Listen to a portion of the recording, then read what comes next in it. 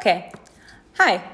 I wanted to try this again because both the videos I recorded earlier, like 10 minutes ago, neither of them really worked. So I wanted to explain why I created the free Ayurveda in Action Guide and why I think it's in your best interest to download it and start to explore it if you're interested in bringing Ayurveda into your life. The main reason that I created this guide is because the way that Ayurveda is often brought into the world from a yogic paradigm particularly, but also just kind of basic Ayurveda is incorrect. So Ayurveda, when utilized like from a perspective of a dosha quiz and identifying with a dosha or like using asana to balance kapha or balance pitta or balance vata, it doesn't work because a dosha, the word dosha shares the same root with the word dushya. This is something that's also used in classical Ayurveda. Something that's dushya means it is an agent that is corruptible or can do corruption. So dosha, which shares this root, is a substance that can corrupt the body or cause corruption in the body. So identifying with a dosha, with a corrupting agent, is really not a wise choice. And it's also not who you are. From a yogic perspective, identifying with the dosha goes against all the tenets of Ayurveda or of yoga, because yoga is about not making attachments with that which is changeable. And obviously things that are capable of being corrupted or of doing corruption are very changeable. And so identifying with those is not suitable for health of the physical body and health of the mind. When we take a dosha quiz and it tells us who we are, it's really beautiful in that, we're all trying to understand ourselves, and creating a concept of type can help with that. But actually, dosha is a physical material, and so it would not be in your mind. The doshas of your mind are rajas and tamas, which yoga engages with by practicing the ashtangas, the 8 limbs, particularly the yamas and niyamas. This kind of essentially deals with the doshas of the mind. If we practice the yamas and niyamas, there will be no doshas of the mind, right? There will be a decrease of rajas and tamas, and the state of sattva, which is the neutral state of existence when we get to be there, is present. This is health, mental health. So there are no doshas in your mind. If you're experiencing vata in your mind, it really means you're just experiencing not vata, but the qualities of vata. So it's not helpful for deep understanding of ourselves and of Ayurveda to just slap a label on something without further analysis.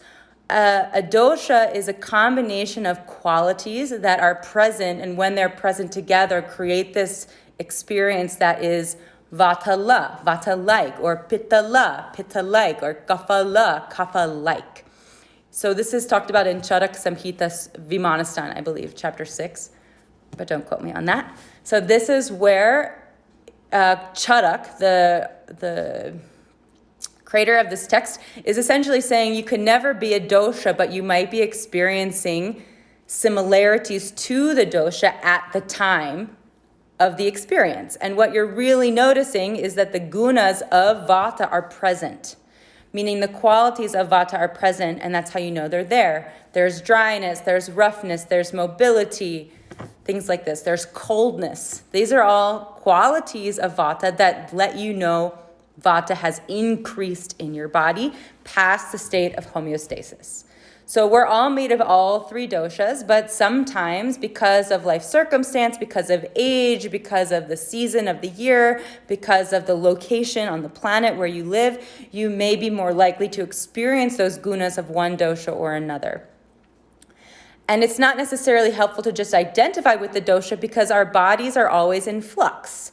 They're in flux because we're aging. They're in flux because the world around us is changing. They're in flux because the seasons are always changing. They're in flux because climate change is happening. And they're in flux if you're traveling. If I'm going from Florida to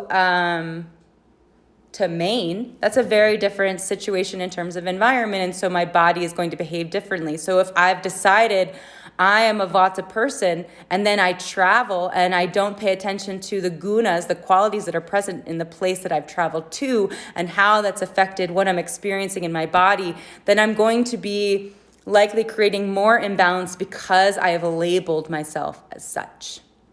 So the reason I created this guide is because the best way to practice Ayurveda is to start to read the qualities of life, which are these gunas, which were what I just described previously, like Vata is known because it's mobile, because it's cold, because it's rough, because it's dry, etc.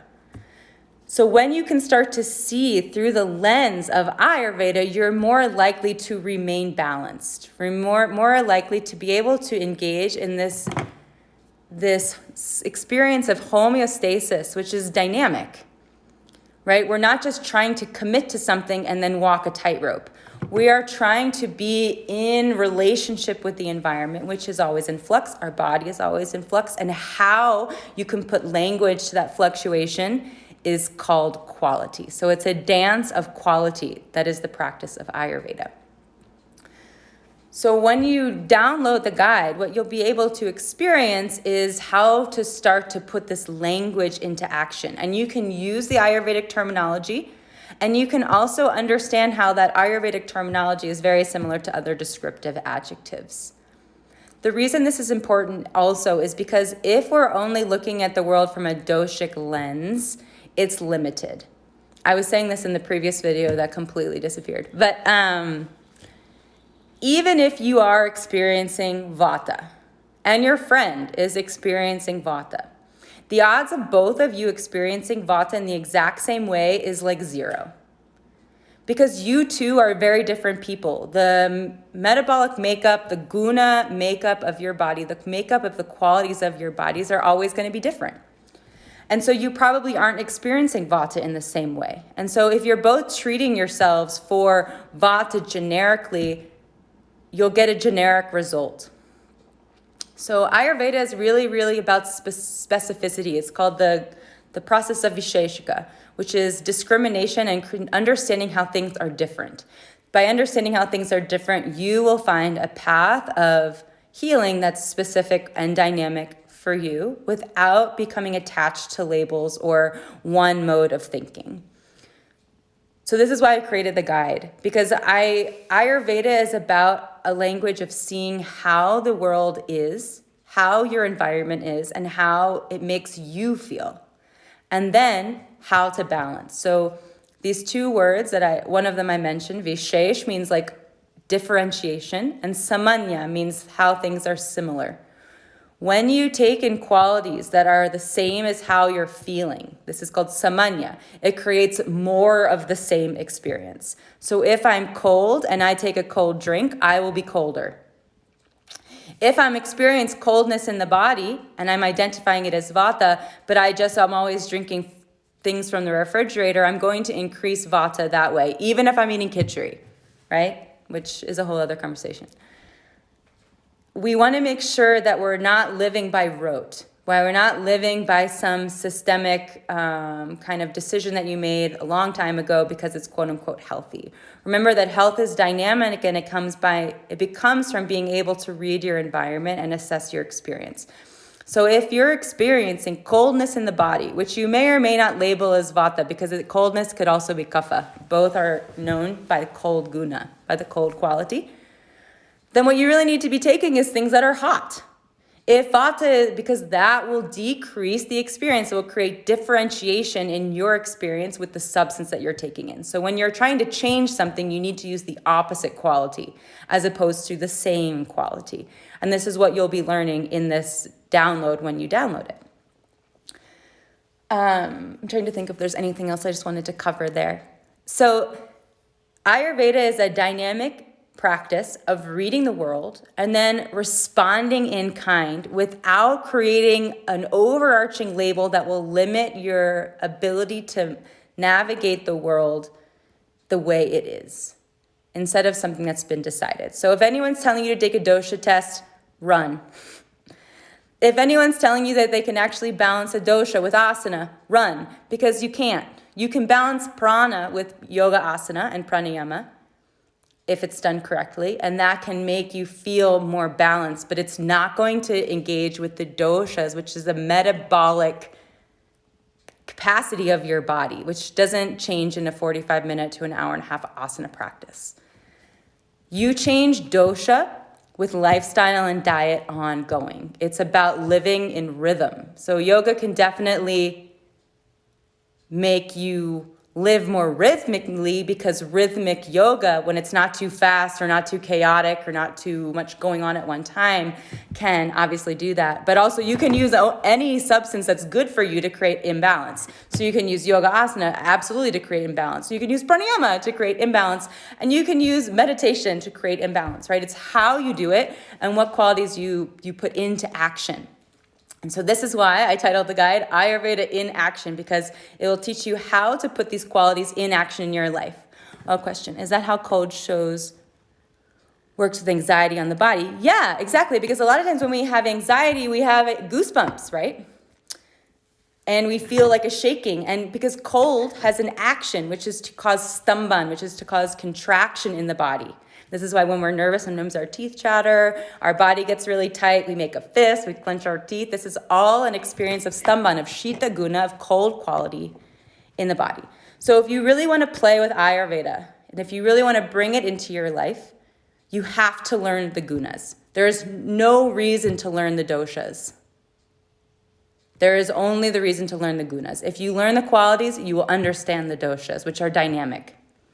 Is there an Ayurvedic hospital in the United States? Yes, I am actually interning at one, I'm a resident at an Ayurvedic clinic in the United States, in New Mexico right now. So anyway, that's kind of the summary. If anyone has any other questions, I'm really happy to answer. But the way into Ayurveda, whether you're coming from yoga asana or whether you're coming from a place of trying to find just general balance in your body and your life, or want to get off like a rigorous kind of food diet schedule where it feels really constricted and limited, or you feel confused by this identification with dosha, please ask. This is really important to understand, because if we put labels on things, it's not Ayurveda anymore. And it's not really yoga anymore either. And it doesn't work. And this is also why I created this guide. I was just trying to sign off and I just can't stop talking. The reason I created this guide is because I'd been studying Ayurveda since 2012. And a lot of the schools I went to were really focused on like identifying doshic prakriti in a person, the doshic predominance in a person. And I found it really confusing and hard to see, because if someone's coming to you with an imbalance, you're not going to really be able to see their prakriti, their innate nature, because it's covered by the vikriti, by the imbalance. So there's no point in acknowledging physical prakriti, right? It doesn't get us anywhere. It doesn't tell us what to do. When someone's in a state of swastha, they just feel like themselves, which is just that. Right? When we're balanced, we don't think about ourselves. We think about what we can do for other people, how we can show up in the world in a way that creates beauty and harmony. When we're suffering, we think about ourselves, right? And so when you're in a state of doshic prakriti, when you're in your innate balance of dosha, you're not going to notice a dosha in any way. You're just going to be kind, friendly, giving, and sleep well and have good digestion, right? So all we're really trying to do with Ayurveda is notice the imbalance so we can get rid of it as quickly as possible. How you do that is through quality, being able to acknowledge the qualities you're experiencing. Notice if you're intaking qualities that are too much of the same thing. Maybe it's influenced by the shift in environment. Maybe you're traveling to an environment that's unusual to where you usually spend your time, which can cause some havoc temporarily. How you fix that is through guna, through observing the qualities you're experiencing and taking the opposite quality. So download the guide. It's free. The link is in my bio. And then let me know your experience. Okay, see you.